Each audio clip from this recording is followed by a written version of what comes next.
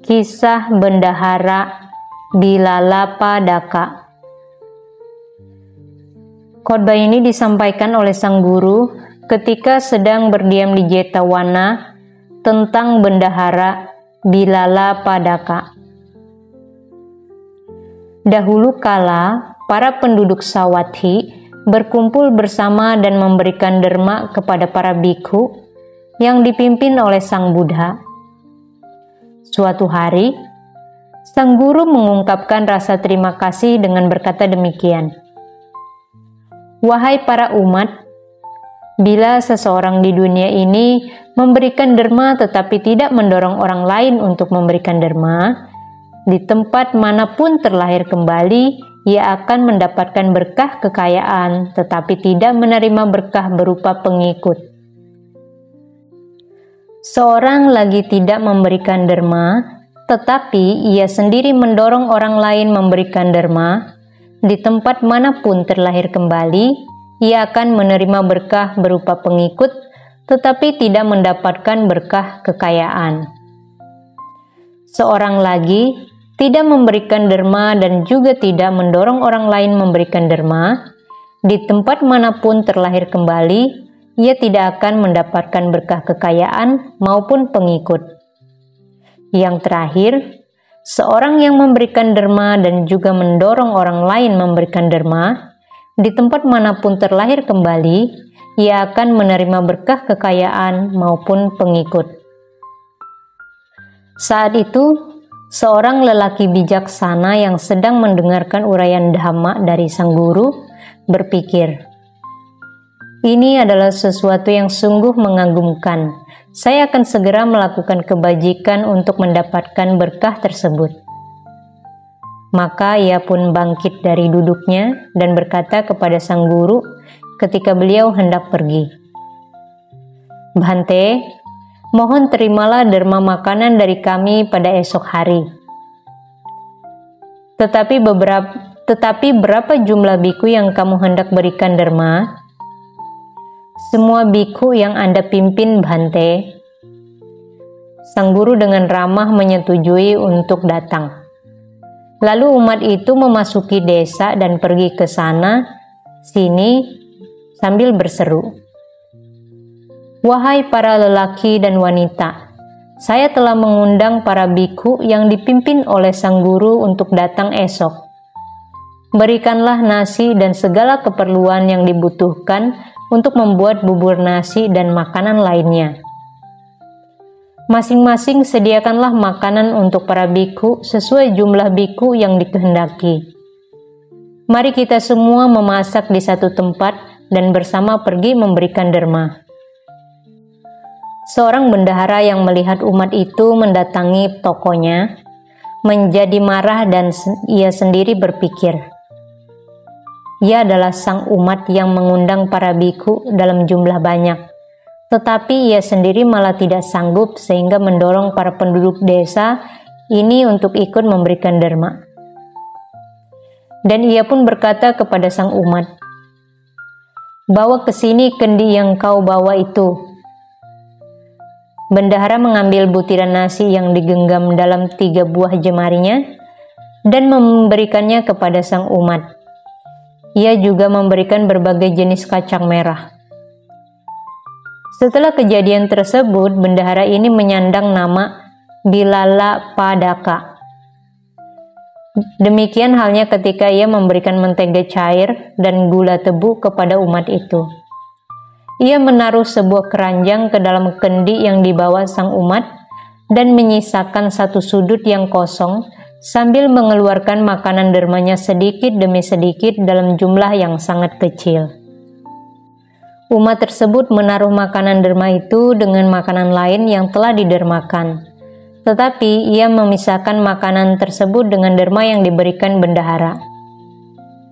Ketika bendahara melihat sang umat berbuat seperti itu, ia pun berpikir, "Mengapa ia memisahkan derma dari saya dengan makanan lain yang telah didermakan?" Demi mengatasi rasa penasarannya, ia pun berpesan kepada seorang kurir untuk mengikuti umat tersebut dengan berkata, Pergilah untuk mencari tahu apa yang ia lakukan dengan derma makanan dari saya."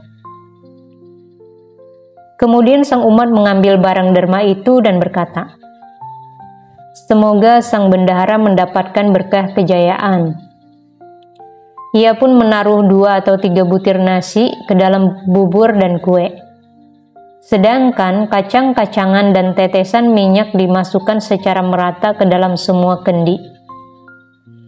Kurir itu kembali dan memberitahukan perbuatan umat tersebut kepada bendahara.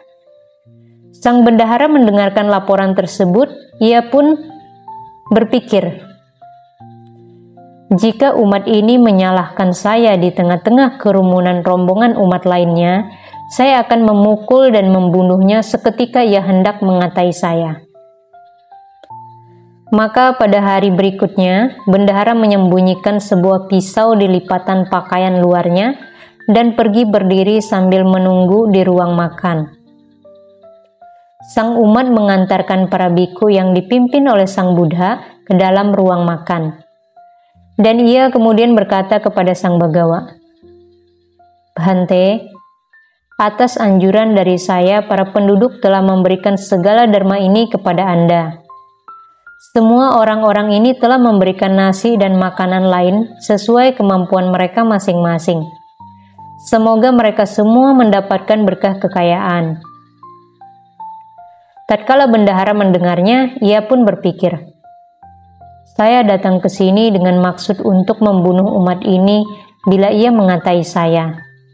Ia tidak berkata seperti ini, "Bawakan sesendok nasi dan berikan kepada saya." Namun, ia malah mengumpulkan semua dharma itu menjadi satu, permohonan berkah yang sama. Tidak peduli apakah mereka memberikan dharma dengan periuk kecil ataupun hanya sesendok makanan. Semuanya didoakan dengan berkah.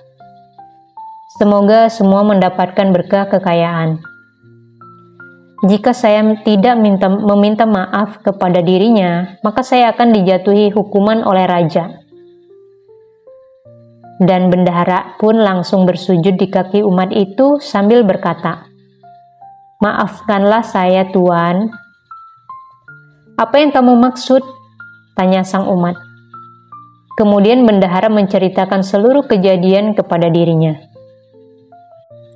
Sang guru melihat kejadian tersebut lalu bertanya kepada sang umat, "Apa maksud ini semua?" Lalu sang umat menceritakan seluruh kejadian tersebut kepada beliau, mulai dari awal kejadian pada sehari sebelumnya. Kemudian sang guru bertanya kepada bendahara, "Apakah semua yang diceritakan itu benar, bendahara?"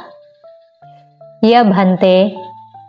Lalu sang guru berkata, "Wahai siswa, seseorang tidak sepatutnya meremehkan perbuatan baik yang kecil dengan berkata, 'Itu hanya sebuah kebajikan kecil.'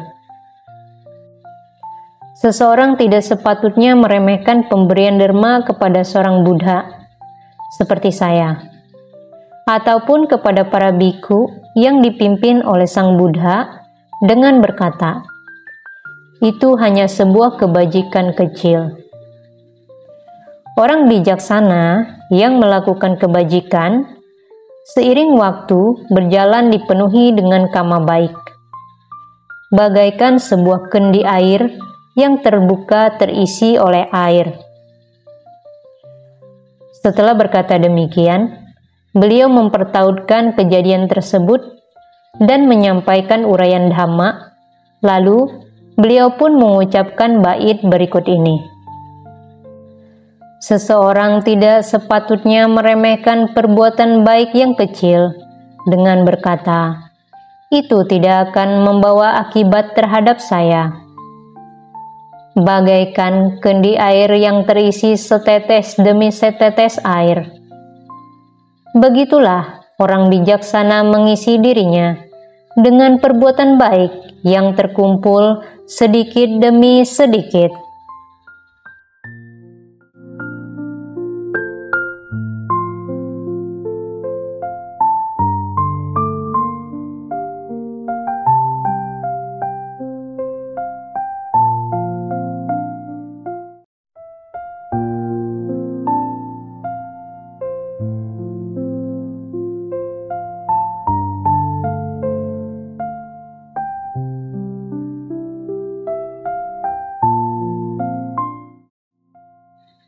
Kisah Mahadhana. Khotbah ini disampaikan oleh sang guru ketika sedang berdiam di Jetawana tentang Mahadhana. Kisah ini bermula dari 500 pencuri yang mencoba untuk masuk ke dalam rumah saudagar ini, tetapi percobaan mereka gagal. Saudagar memuati 500 kereta lembunya dengan barang-barang. Tetapi sebelum pergi berangkat, ia mengirim pesan kepada para bikhu. Saya hendak pergi ke tempat ini untuk tujuan dagang. Bila Anda semua ingin pergi ke tempat ini, datanglah dan kita berangkat bersama. Mereka yang ikut tidak akan kesulitan mendapatkan makanan dalam perjalanan. 500 biku mendengar pesan tersebut dan setelah mendengarnya mereka seketika pergi berangkat bersama saudagar itu. Pada saat itu, para pencuri juga mendengar kabar bahwa saudagar sedang pergi melakukan perjalanan. Dan tak lama berselang, mereka pun pergi bersembunyi di dalam sebuah hutan yang akan dilewati oleh saudagar. Tatkala saudagar memasuki hutan, ia berhenti di sebuah desa. Di sana ia menghabiskan 3 hari untuk memberi makan lembu-lembunya dan juga para kurir beserta para biku. Selama itu, ia rutin menyediakan makanan untuk para biku. Ketika ia singgah di sana, para pencuri mengutus seorang lelaki dan berkata kepadanya, "Pergilah untuk mencari tahu kapan saudagar itu akan meninggalkan desa, lalu kembali ke sini dan beritahukan kami." Orang suruhan para pencuri itu memasuki desa dan berkata kepada seorang temannya, "Kapankah saudagar itu akan meninggalkan desa ini?" 2 hari lagi ia akan berangkat, jawabnya. "Tetapi mengapa kamu menanyakan hal itu?" Orang suruhan itu pun menceritakan alasan tersebut kepadanya dengan berkata, "Saya disuruh oleh sekelompok pencuri yang sedang berbaring sambil menunggu dirinya di dalam hutan." "Baiklah," kata temannya. "Pergilah, ia akan segera berangkat." Setelah berkata demikian, ia pun meninggalkannya. Temannya itu berpikir, apakah saya harus menahan para pencuri itu atau justru saudagar? Setelah memikirkannya, ia pun mendapatkan kesimpulan. Mengapa saya harus berbuat sesuatu dengan para pencuri? 500 biku sedang hidup dalam perlindungan saudagar itu. Oleh karena itu, saya akan memberikan peringatan dini kepada saudagar. Maka ia mendatangi saudagar dan berkata kepadanya, "Kapankah kamu hendak berangkat?" "Pada hari ketiga," jawab saudagar. Lalu lelaki itu pun berkata, "Lakukanlah sesuai apa yang saya katakan padamu. Saya telah mengetahui bahwa 500 pencuri sedang berbaring sambil menunggu dirimu di dalam hutan. Saya mohon kepada kamu agar jangan pergi ke sana." "Bagaimana kamu bisa tahu?" "Saya memiliki seorang teman yang menjadi orang suruhan para pencuri itu. Saya mengetahuinya setelah diberitahukan olehnya." "Baiklah kalau begitu, mengapa saya harus berangkat bila seperti ini jadinya? Saya akan berbalik arah dan kembali pulang." Karena saudagar masih tetap singgah di sana, para pencuri kembali mengutus lelaki yang sama untuk melakukan penyelidikan. Lelaki itu pergi dan bertanya kepada temannya. Setelah mengetahui rencana saudagar, ia kembali dan berkata kepada para pencuri, "Temanku memberitahukan saya bahwa saudagar akan berbalik arah dan pulang ke rumahnya." Tatkala para pencuri mendengarnya, mereka keluar dari dalam hutan dan pergi bersiaga ke jalan yang berlawanan arah. Namun saudagar itu masih tidak berangkat. Maka para pencuri kembali mengutus lelaki yang sama dan ia pun kembali mendatangi temannya. Temannya mengetahui tempat para pencuri sedang menunggu, lalu kembali memberitahukannya kepada saudagar. Saudagar sendiri pun berpikir, Saya tidak kekurangan apapun di sini, karena itu saya tidak akan berjalan maju ataupun mundur. Saya tetap akan diam di sini." Lalu ia mendatangi para bikhu dan berkata kepada mereka, "Para Bhante, saya diberitahukan bahwa sekelompok pencuri tadinya menunggu di sepanjang jalan untuk merampok saya. Dan mereka telah mendengar kabar bahwa saya akan berbalik arah sehingga mereka pun menunggu di jalan yang berlawanan arah. Kini saya memutuskan untuk tidak berjalan maju ataupun mundur, dan saya hanya tetap diam di sini saja. Jika Anda semua yang mulia hendak berdiam di sini juga, itu terserah Anda semua." Para bikhu memutuskan untuk kembali pulang, lalu mereka pun meninggalkan saudagar untuk kembali ke Sawathi. Setelah itu memberikan penghormatan kepada sang guru dan duduk dengan penuh hormat di satu sisi. Sang guru bertanya kepada mereka, "Wahai para bikhu, apakah kalian tidak mendampingi saudagar Mahadhana?"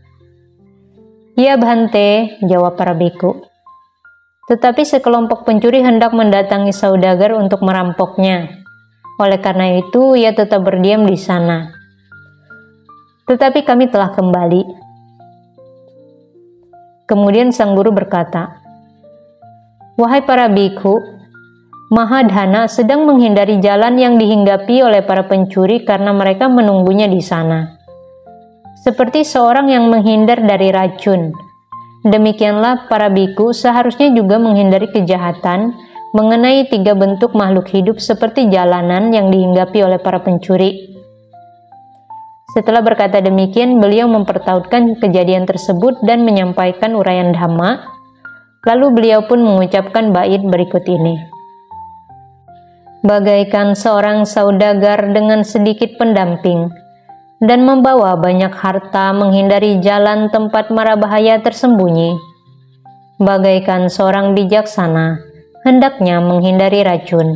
Demikianlah seorang manusia harus menghindari kejahatan